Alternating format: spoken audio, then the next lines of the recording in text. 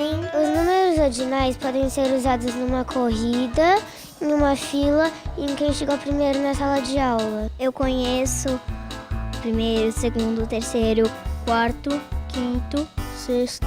Primeiro os meus pais, segundo a minha família e terceiro a minha cachorra.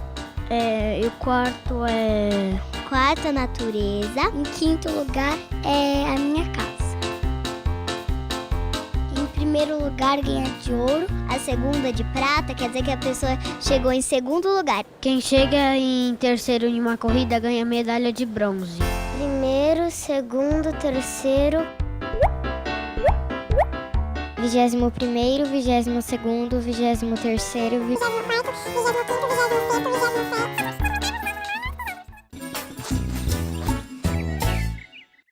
O repente de hoje é sobre aquelas palavrinhas que a gente usa para indicar a posição das coisas.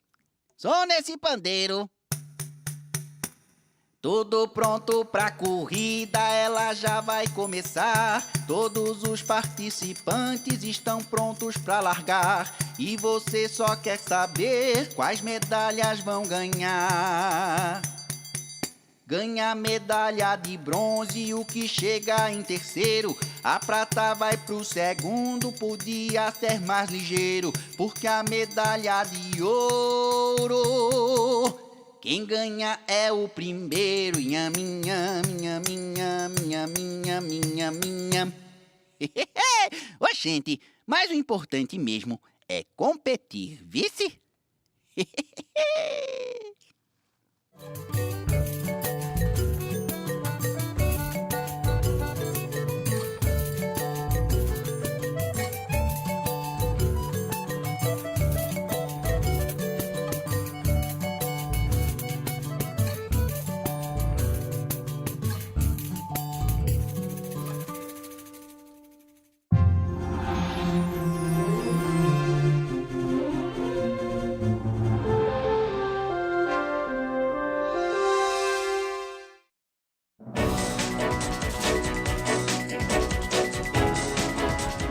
Olá, boa tarde. Boa tarde. Jornal da Cultura, primeira edição, começa agora. Ex-primeira-dama Marisa Letícia tem morte cerebral diagnosticada. Ela estava internada havia 10 dias no hospital em São Paulo. Depois de um AVC, teve piora drástica no quadro clínico ontem à noite. A informação foi confirmada na página institucional do ex-presidente Lula numa rede social. A família autorizou a doação de órgãos. Como seria uma cidade ideal para as mulheres? Certamente seria melhor do que as que temos hoje. E não só para elas. Planejamento urbano pensado para e por elas poderia melhorar a qualidade de vida para todos. Mesmo com a crise e o desemprego em alta, alguns setores aumentam os postos de trabalho. A gente foi atrás de uma das indústrias que mais crescem na economia e mostra para você onde tem vaga. Uma robô para fiscalizar os políticos, grupo de programadores cria a verdadeira caçadora de corruptos, chamada de Rose. Ela vasculha o registro dos gastos para encontrar falcatruas. E como tem, viu? Na entrevista da semana, como as empresas devem lidar com os direitos de todos nós. O relatório da ONU mostra que o setor privado brasileiro ainda está longe de entender e defender a importância dos direitos humanos. Manifestação contra a corrupção termina em confronto na Romênia. Até o presidente do país foi às ruas pedir o fim da mamata, no maior protesto popular por lá, desde a queda do comunismo. O Brasil tem pouco mais de 206 milhões de habitantes.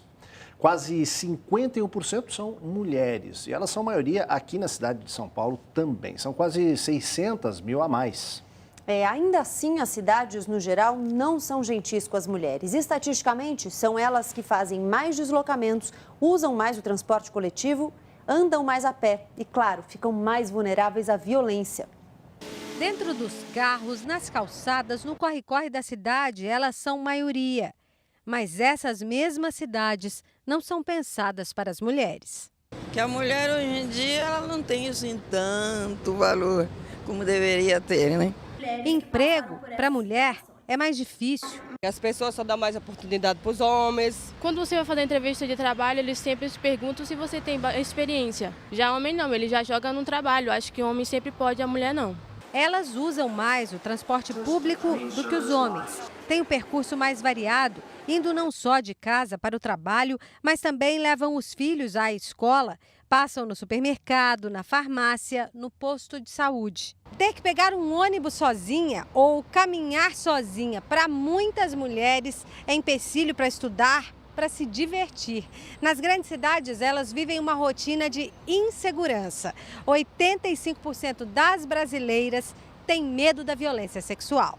Infelizmente, os casos são mais de homens que vêm atacar as mulheres. Sempre pode acontecer alguma coisa. Aqui, a tecnologia é pensada por e para os homens. Apenas 15% dos programadores são mulheres no Brasil.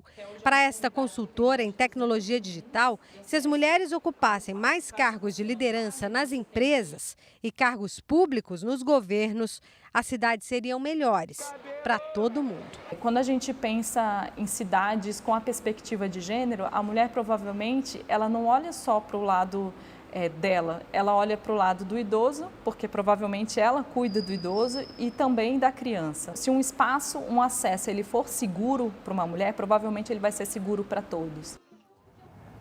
O desemprego no Brasil continua batendo recordes, né? Só a indústria da construção civil, responsável pelas grandes obras de infraestrutura, fechou quase 900 mil vagas em 12 meses. No caminho inverso está o setor de tecnologia. Um bom termômetro dessa indústria está na Campus Party, que está na 10ª edição. Este espaço, na maior feira de tecnologia do Brasil, concentra 160 empresas em início de carreira, as startups. Elas ajudam a impulsionar a geração de empregos numa área que está na contramão da crise. O setor de tecnologia emprega mais de 1.700.000 pessoas, segundo a Associação Nacional das Empresas. E falta mão de obra. De 249 startups pesquisadas no Brasil, há uma necessidade de mais de 1.000 profissionais para ocupar essas vagas. É um mercado que está crescendo demais, só que ainda não encontra profissionais qualificados para isso. Em outros países, empresas de tecnologia estão no topo do ranking de faturamento e geração de empregos. Sinal de que, por aqui, o ramo pode fazer diferença na redução do desemprego e compensar o mau momento de setores que costumavam liderar as contratações. É o caso da construção civil. Apontada como uma das saídas para a crise, perdeu 857 mil vagas desde dezembro de 2015. Mas ainda assim emprega 2.500.000 pessoas e espera recuperar 230 mil postos neste ano. É importante a gente ter realmente algumas ações de contingência para enfrentar a crise, sem perder em nenhum momento esse foco no futuro e formar profissionais qualificados para lidar, sim, com essas tecnologias exponenciais que estão aparecendo. A ex-primeira-dama Marisa Letícia Lula da Silva teve morte cerebral confirmada agora pela manhã. Ela estava internada no Hospital Sírio-Libanês desde o último dia 24 de janeiro ao sofrer um acidente vascular cerebral. Dona Marisa tinha 66 anos. Filha de imigrantes italianos, Marisa Letícia nasceu em São Bernardo do Campo, numa família de 11 irmãos, em 7 de abril de 1950. Começou a trabalhar aos 9 anos, cuidando de outras crianças. Aos 13, entrou numa fábrica pela primeira vez para ser embaladora de chocolates. Lá ficou até os 19, quando casou pela primeira vez. 6 meses depois, ficaria viúva. Conheceu o líder sindical Lula na sede do Sindicato dos Metalúrgicos do ABC em 1973, quando era inspetora de alunos. 7 meses depois, se casaram. Em fevereiro de 1980, ela participa da fundação do Partido dos Trabalhadores. Em abril daquele ano, lidera a Marcha das Mulheres pela libertação dos sindicalistas presos. Foi primeira-dama da nação entre 2002 e 2010. Marisa Letícia Lula da Silva deixa marido, 4 filhos e uma enteada. A repórter Laís Duarte está na porta do Hospital Sírio-Libanês e tem mais informações. Laís. O boletim médico foi divulgado ainda essa manhã. Nele, os médicos aqui do Hospital Sírio-Libanês, na região central de São Paulo, informam que foi identificada a ausência de fluxo cerebral no exame realizado na ex-primeira-dama Marisa Letícia Lula da Silva. Diante desse resultado, os procedimentos de doação de órgãos foram autorizados pela família. Esses procedimentos ainda acontecem aqui no hospital.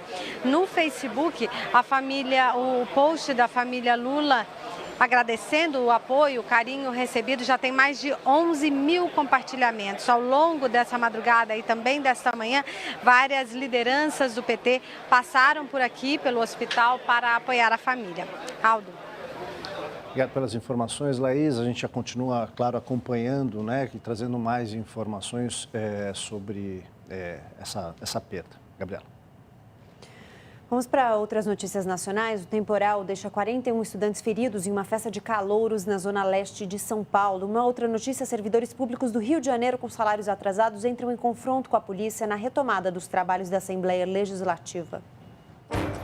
Segundo a polícia, a confusão começou quando servidores tentaram invadir a Assembleia Legislativa puxando uma grade de isolamento com uma corda.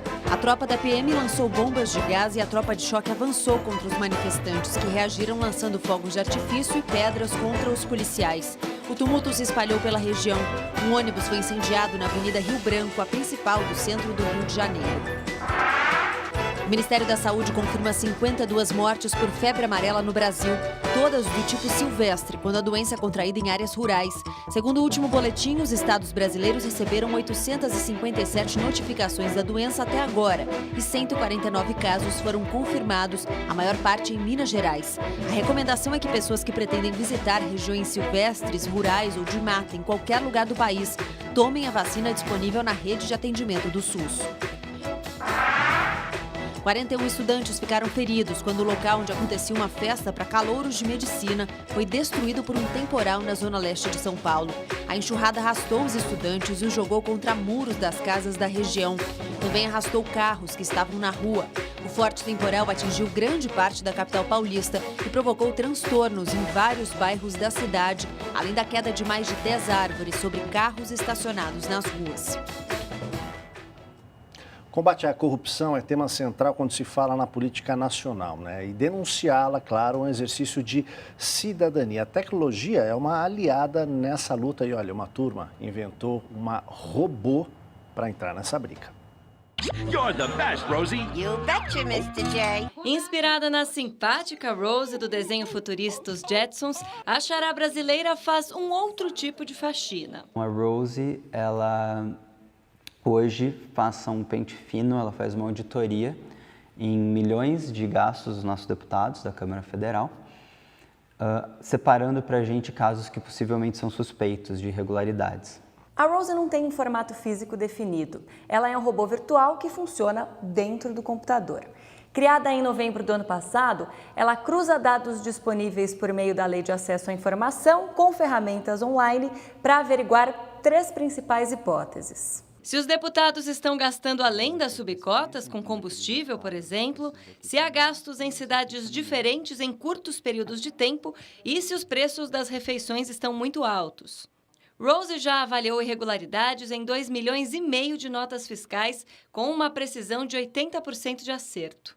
Das 650 denúncias feitas pelos 7 cientistas hoje responsáveis pelo projeto, cerca de 150 foram deferidas pela Câmara e os valores reembolsados pelos deputados infratores. Tudo que vem é melhor para nós, né? Se juntarmos todos os que temos lá em Brasília, R$300 todos os dias, dá uma diferença bem grande por dia, 30 dias o mês. Diferença nas escolas, hospitais públicos. Hoje a Rose fiscaliza se os cerca de R$44 mil mensais que cada deputado federal recebe, fora salário e outros benefícios, estão sendo gastos indevidamente. Ela descobriu, por exemplo, que um deputado pediu um reembolso de mais de R$6 mil em uma refeição. Outro gastou R$6 mil em gasolina, o que daria 30 tanques completos por mês. E que 2 parlamentares pediram um reembolso de 13 refeições em um só dia. Nas próximas fases, o objetivo é ampliar as investigações e averiguar as despesas do Senado e até licitações públicas. Qualquer pessoa pode ajudar o projeto por meio do financiamento coletivo. Você viu aí, né? A corrupção vai dos grandes contratos com grandes empreiteiras até aquela notinha fiscal que o cara pede no comércio, no restaurante, né? Para tirar ali algum a mais. Uma grande bandeira contra essa corrupção nos últimos meses tem sido a Operação Lava Jato. A parte honesta do país espera que ela vá, de fato, até o fim, que não sirva só para fins políticos, como muitas vezes tem servido até agora. E, para isso, ela precisa continuar. O ministro do Supremo, Luiz Fachin, é o novo relator dos processos da Lava Jato na Corte. Ele mudou de turma para poder participar do sorteio e foi o escolhido. No lugar de Teori Zavascki, Fachin ficará responsável por 40 processos que tiveram origem nas investigações de Curitiba e por quase uma centena de depoimentos que integram os acordos de delação premiada homologados pela presidente do STF, ministra Carmen Lúcia. A expectativa na corte agora é saber quem ocupará o lugar do ministro Teori. A indicação deve ser do presidente Michel Temer. Eunício Oliveira, do PMDB do Ceará, o índio da lista da Odebrecht, é o novo presidente do Senado. Ele vai comandar a casa pelos próximos 2 anos. O resultado já era esperado. Com 61 votos, Eunício Oliveira venceu José Medeiros, do PSD do Mato Grosso, que teve 10 votos. Foi o mesmo número dos que votaram em branco. Renan Calheiros deixa o cargo, mas continua em alta. É o novo líder do PMDB no Senado. No ano em que devem ser votadas reformas consideradas fundamentais pelo governo para a retomada da economia, a vitória de Eunício, que é do partido do presidente Michel Temer, trouxe alívio para o Palácio do Planalto. Hoje é a vez da eleição na Câmara. O STF deu luz verde para que Rodrigo Maia, do DEM do Rio de Janeiro, se candidate à reeleição. 6 deputados concorrem com ele: Luiz Erundina, do PSOL de São Paulo, Rogério Rosso, do PSD do Distrito Federal, Júlio Delgado, do PSB de Minas Gerais, Jovair Arantes, do PTB de Goiás, André Figueiredo, do PDT do Ceará e Jair Bolsonaro, do PSC Fluminense. Tudo indica que o vencedor será mesmo Rodrigo Maia, o Botafogo da planilha da Odebrecht, para a alegria do Palácio do Planalto. O marqueteiro João Santana, a mulher dele, Mônica Moura, e mais 2 réus são condenados a 8 anos de prisão em processo relacionado à 23ª fase da Operação Lava Jato, batizada de Acarajé. Na mesma sentença, o operador de propinas na Petrobras, Viz Cornic, foi condenado a 15 anos de prisão e o ex-tesoureiro do PT, João Vacari Neto, a 10 anos. Em encontro organizado pelas Nações Unidas em Santiago, no Chile, especialistas debateram a responsabilidade das empresas na proteção dos direitos fundamentais. Entre os representantes brasileiros estava a ONG Conectas Direitos Humanos. Na entrevista da semana, a gente foi entender por que preservar a dignidade e os direitos humanos não é apenas função do Estado e como as empresas brasileiras têm se saído nesse quesito.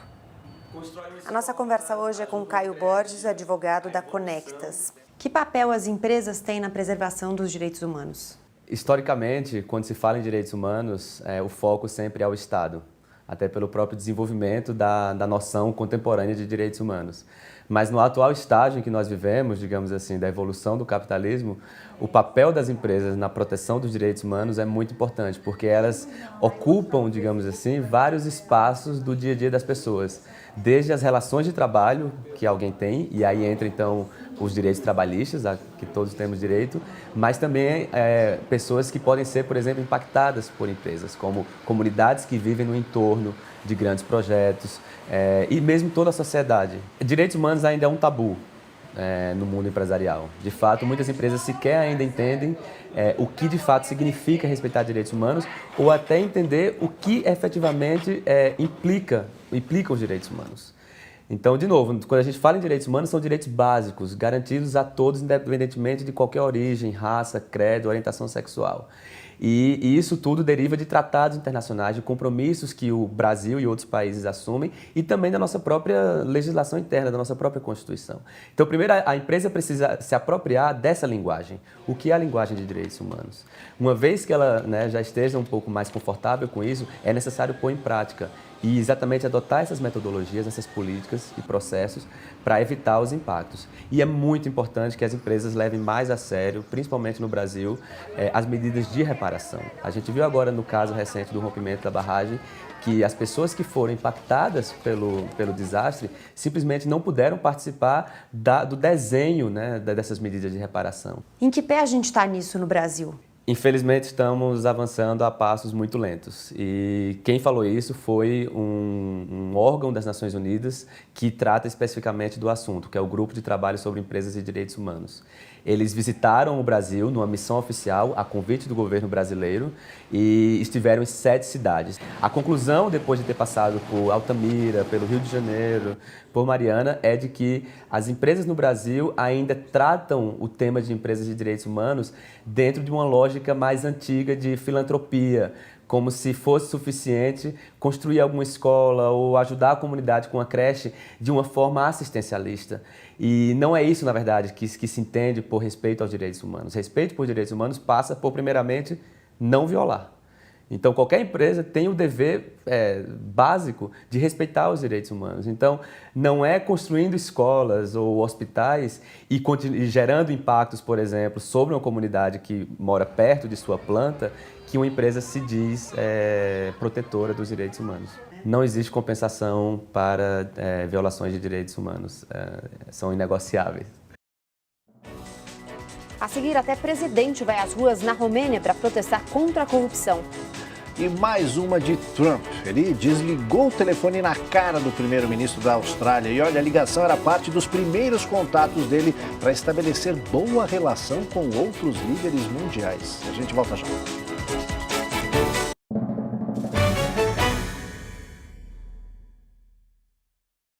Daqui a pouco, no JC Debate, vamos conversar sobre o ensino fundamental, uma fase cheia de mudanças para o estudante. Essa etapa está cumprindo o papel de preparar o aluno para o ensino médio? É o que vamos debater daqui a pouquinho, 12h30. Você pode mandar perguntas e comentários pelo Facebook e pelo Twitter. Seja qual for o assunto, o JC Debate.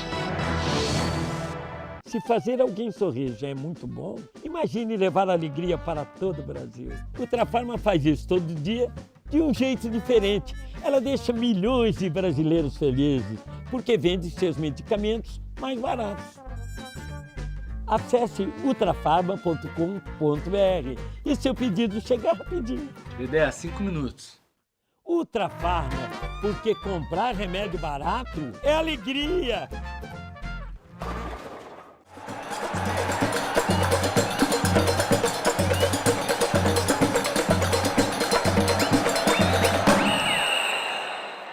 Em breve, em todo o Brasil, o sinal da sua TV aberta será só digital. Você está preparado? Se a sua TV é velhinha, mas ainda tem pique, ela pode receber o sinal digital. Para isso, você precisa de um conversor e uma antena externa. Se você mora em um condomínio, confirme com o síndico se a antena já está instalada. Quem participa de um dos programas sociais do governo, como o Bolsa Família ou Minha Casa Minha Vida, por exemplo, pode ganhar um kit gratuito com conversor, antena e cabos. É o sinal digital grátis na sua TV. Nesta sexta, não perca o segundo episódio de Histórias da História de São Paulo. Marco Antônio Villa e a descoberta do ouro. Desde a chegada do conquistador português no século XVI, o grande objetivo era da viabilidade econômica da colônia, inicialmente pela descoberta de metais preciosos. Sexta, 10 da noite e domingo, dia 5, 7h30 da noite.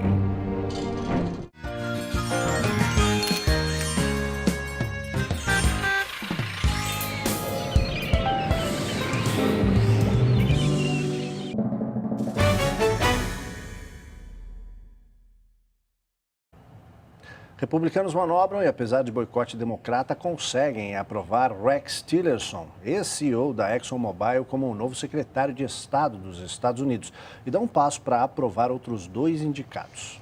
O nome de Tillerson foi aprovado sem nenhum senador democrata em plenário. A regra da casa determina que é necessária a presença de ao menos um congressista de cada partido, mas os republicanos mudaram a regra para conseguir uma vitória. Os republicanos dizem que têm a consciência tranquila, porque foram os próprios democratas que quiseram se retirar. Já os democratas condenaram a manobra e disseram que as regras foram violadas. Rex Tillerson assume a Secretaria de Estado, equivalente ao Ministério de Relações Exteriores, sem ter nenhuma experiência diplomática, em meio a uma rebelião dos diplomatas norte-americanos que assinaram carta conjunta contra a medida de Trump que bane refugiados e cidadãos de 7 países de maioria muçulmana. O porta-voz da Casa Branca respondeu que os diplomatas que não estiverem satisfeitos podem ir embora.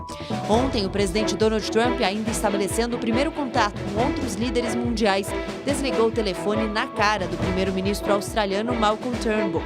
Segundo o jornal Washington Post, Trump encerrou a chamada quando o líder da Austrália quis reafirmar o compromisso norte-americano de receber 1.250 refugiados.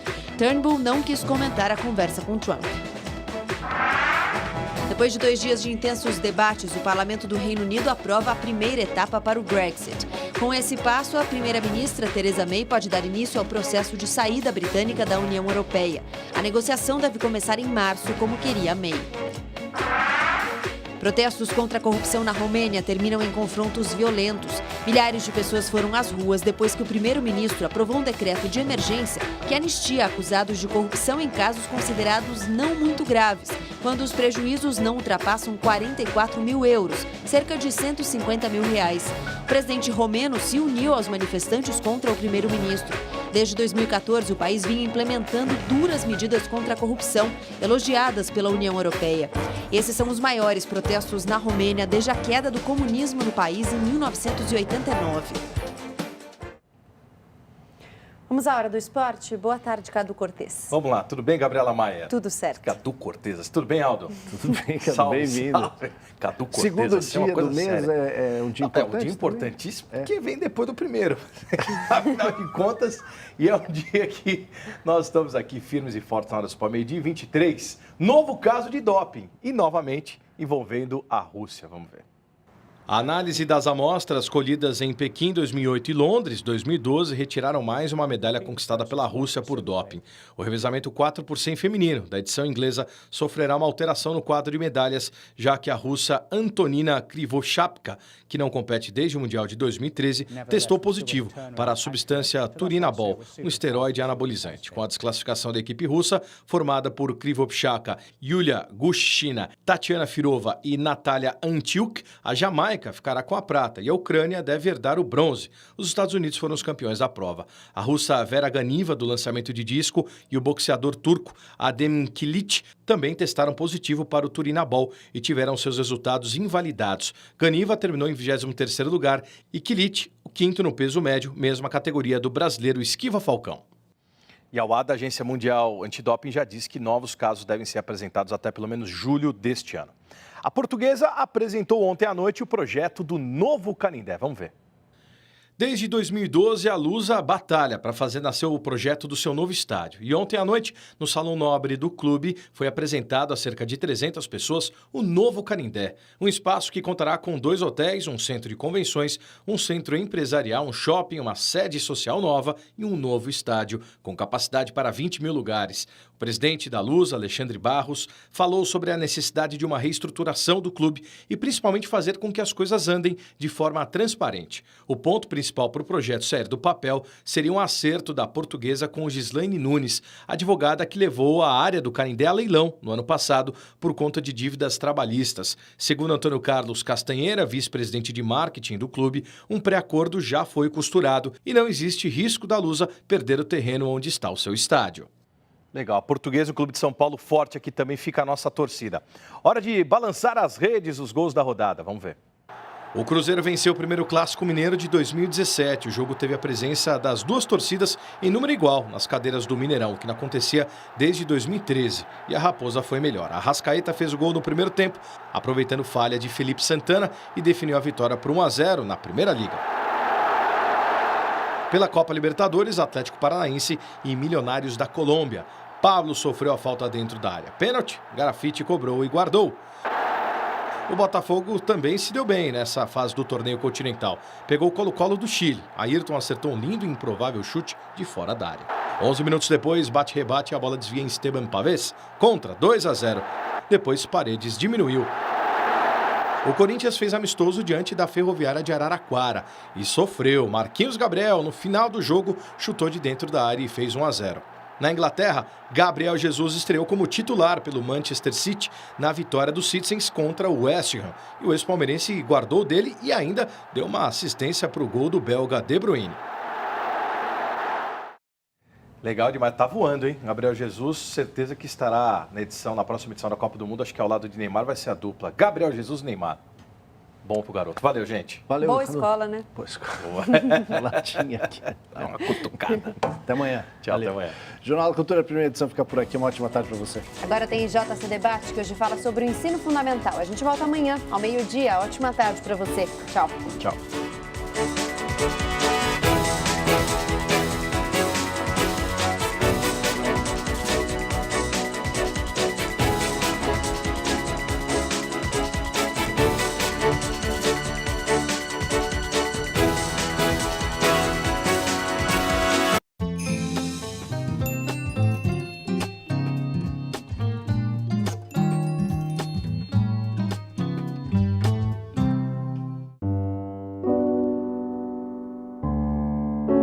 Olha, em mais de 25 anos dedicados à arte, eu tive a oportunidade de interpretar dezenas de personagens, tanto no teatro, como no cinema, como na televisão.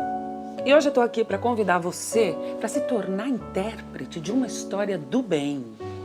Por que você não ajuda as Casas André Luiz a continuar cuidando dos mais de 2.000 protagonistas de uma linda história de amor?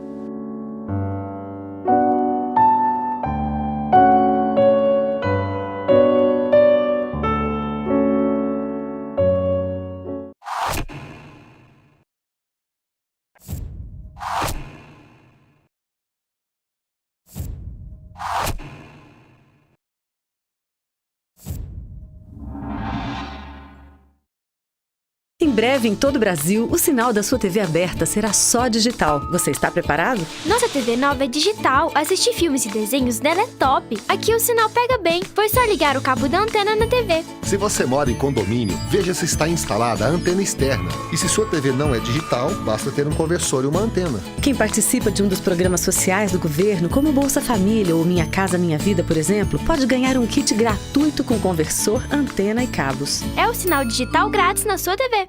Das células ao feto. Resultando num organismo bastante complexo, mas de uma beleza e de uma riqueza fantástica. No Museu de Ciências Morfológicas da Universidade Federal de Minas Gerais, a exploração da anatomia humana. Eu penso de outro jeito agora, penso de outra forma, uma forma que eu tenho que proteger mais meu corpo. Quinta, meia-noite e meia, no Conhecendo Museus.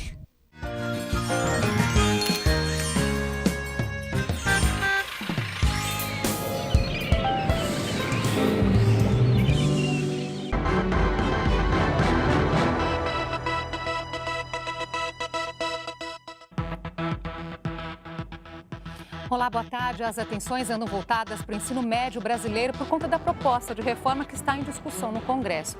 Mas muitos especialistas lembram que existe outro grande e sério gargalo no ensino no Brasil: os últimos anos do ciclo fundamental. Nós vamos falar sobre esse assunto com Maria Amabile Mansucci, coordenadora técnica do CENPE, que é o Centro de Estudos e Pesquisas em Educação, Cultura e Ação Comunitária. E também com Manuel Romão, supervisor da Diretoria Regional de Educação da Penha. E você pode participar também da nossa conversa, mandando comentários pelo Facebook ou pelo Twitter. Os endereços estão na sua tela. Boa tarde, obrigada por terem aceitado o nosso convite. Bom, como nós abrimos aí o programa, nós andamos falando muito aqui sobre o ensino médio por conta da reforma, mas faz sentido, independente aqui da opinião sobre o que está sendo discutido nessa reforma, mas essas mudanças terão resultado sem olharmos também para o ensino fundamental? Terá o resultado esperado? Na minha opinião, não. Porque muitos dos problemas que se intensificam no ensino médio, eles advêm do ensino fundamental e, sobretudo, dos anos finais. Então, é preciso também ter um olhar. Essa discussão já está na pauta há algum tempo. Falamos do ensino fundamental 2, inclusive como o ciclo esquecido, né?